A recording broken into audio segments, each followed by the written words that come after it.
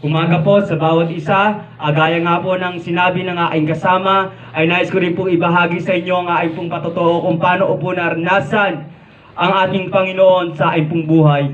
Mga kaibigan, nung wala pa po ang pagkailala sa Panginoon, ako po noon ay isang kabataan na masabing likaw ang landas at walang patutunguhan. Kabataan po na namulat sa isang magulo at wasak na pamilya. Namulat po ako sa pag-aaruga ng aking lolo't lola dahil abala po sa trabaho ang aking ama't ina.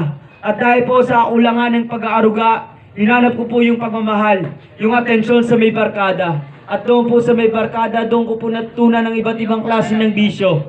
Alak, sigarilyo, at hindi lang po yun mga kaibigan, in the same time po natuto po ako magdroga. Yung po ang buhay ko noon bilang isang kabataan. At hindi pa po ako nakontento mga kaibigan sa maliit na grupo. Sumali pa po sa mas malaking grupo na ang tawagin po ay fraternity. At sa edad ko po na 18 mga kaibigan, 18 years old, dyan po sa may gate 3, sa may Baaw, di ko pa makakalimutan na ako po ay nakulong. Yung po nga ang buhay noon bilang isang kabataan. Bisyo dito, bisyo doon, basag ulo dito, basag ulo doon mga kaibigan. Yung po ang aking buhay. At dumating po sa punto mga kaibigan, tuwing papasok po ako ng paaralan, hindi libro, hindi notebook ang laman ng aking bag, hindi ballpen. Ang laman po ng aking bag kapag papasok po ng eskwelahan mga kaibigan ay lighter, tuter, posporo, pipe. Minsan po nagdadala pa ako ng balisong in case po na mapatrobol. Ganun po ang aking buhay bilang isang kabataan noon. Bisyo dito, bisyo doon, basag ulo dito, basag ulo doon mga kaibigan. Yun po ang aking buhay. At mga kaibigan, kala ko ganun na lang ang buhay. Mga kaibigan, ganun kasimple. Ngunit mga kaibigan, dumating sa punto na nagkaroon ako ng mabibigat na mga problema mga kaibigan. At sa punto yun mga kaibigan, wala po akong ibang nais sa mga problemang yon kundi makatakas.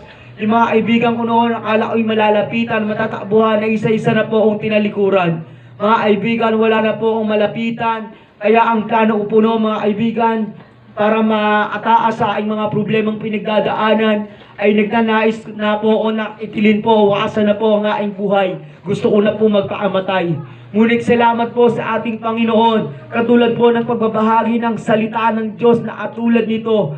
May nagbahagi po ng salita ng Diyos sa aming paaralan. At doon ko po nailala ang ating pong Panginoon, mga kaibigan, nung mailala ko po siya, yung plano ko po noon na pagpapaamatay, pagsi-suicide ay natigilan po. Pagkus po ako pinagkaroon ng lakas ng loob para harapin ang bukas.